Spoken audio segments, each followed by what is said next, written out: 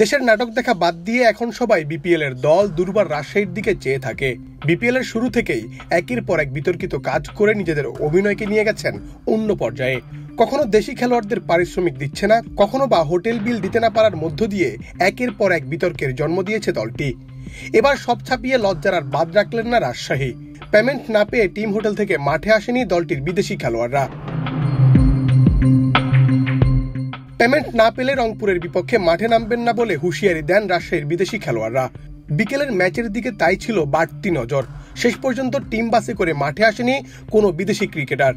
কিন্তু বিপিএল এর নিয়ম অনুযায়ী একটি ম্যাচে দলের হয়ে সর্বোচ্চ 4 জন বিদেশি ক্রিকেটার খেলতে পারবে, সঙ্গে বাধ্যবাধকতা সর্বনিম্ন 2 জন বিদেশি ক্রিকেটার এক ম্যাচে খেলাতেই হবে। তাই তো অনেকে ধারণা করেছে তাদের বিদেশি কোচরা মাঠে নেমে যান কিনা, তবে শেষ পর্যন্ত তা হয়নি। বিপিএল গভর্নিং কাউন্সিলের টেকনিক্যাল কমিটির বিশেষ বিবেচনায় এই ম্যাচটি কোনো বিদেশি ছাড়াই খেলছে রাজশাহী। বিপিএল এর আইন অনুযায়ী গভর্নিং কাউন্সিলের এমন সিদ্ধান্তকে কিভাবে দেখেন সিনিয়র সাংবাদিক শামীম চৌধুরী। বিদেশি ক্রিকেটার ছাড়া এই প্রথম কোনো ফ্র্যাঞ্চাইজকে মাঠে নামতে হচ্ছে। এখানে দেখেন বিপিএল গভর্নিং কাউন্সিল একটা টেকনিক্যাল কমিটি করেছে, সেই টেকনিক্যাল কমিটির সিদ্ধান্তই চূড়ান্ত।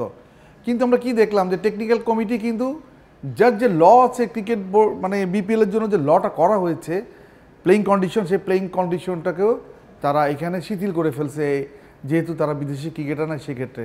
তাই আপনার ওই প্লেইং কন্ডিশনে একটা ধারাতে একটা করা যায়, সাধারণ ছাড় দেওয়া যায়, সেই ছাড়ের বিধান রেখেই যেহেতু নিয়ম ছিল যে অ্যাটলিস্ট 2 জন ক্রিকেটার খেলতেই হবে বিদেশি, 4 জন ক্রিকেটার সর্বোচ্চ খেলাতে পারবে, সেখানে কোনো বিদেশি ছাড়া মাত্র 11 জন স্থানীয় ক্রিকেটার নিয়েই তারা মাঠে নামছে। বিপিএল এ এবারই প্রথম নয় পেমেন্ট ইস্যুটি। এর আগেও খেলোয়াড়দের পারিশ্রমিক দেয়নি অনেক দল, তবে এবারের মতো দেশি বিদেশি খেলোয়াড়দের বিদ্রোহ এর আগে দেখা যায়নি। এটা কিন্তু পেমেন্ট ইস্যু কিন্তু নতুন ছিল না, এটা আগেও ছিল। আপনি পেমেন্ট ইস্যু নিয়ে এমনও হয়েছে যে তো ফরেন ক্রিকেটারদের কিন্তু রিঅ্যাকশনটা আমরা তেমন একটা পাইনি কখনোই, কারণ ফরেন ক্রিকেটারদের পেমেন্টটা দিয়ে কিন্তু খেলানো হতো।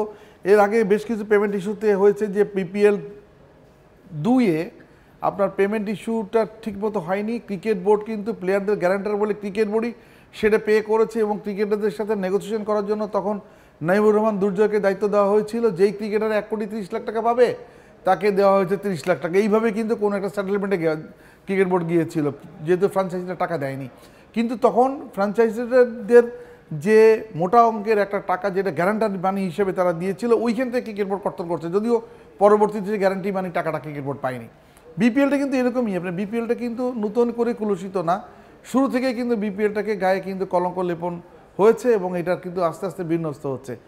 এবারের বিপিএল এর শুরু থেকেই বিসিবি সভাপতি বলেছিলেন অন্যরকম এক বিপিএল হতে যাচ্ছে, তবে এই ফ্র্যাঞ্চাইজিগুলোর পেমেন্ট ইস্যুটি একের পর এক অন্যরকম ঘটনারই জন্ম দিয়ে যাচ্ছে। অন্যরকম তো হচ্ছে, সমালোচনার ক্ষেত্রে বেশি সমালোচনা হচ্ছে, এটা অন্যরকম না। আমরা বিগত বছরে যে বিপিএল দেখেছি বা তার আগে যে বিপিএল দেখেছি, বিশেষ করে আপনি 2013টা বাদ দিলে আপনি 2013 গায়ে তো আকসুর কলঙ্ক লেপন করেছিল স্পট ফিক্সিং। এরপরে কিন্তু বিপিএলটা মোটামুটি ভালোই ছিল, মাঠের বিপিএলটা অ্যাটলিস্ট ভালো ছিল। মুন্না চন্দ্র দাস, বাংলাদেশ প্রতিদিন।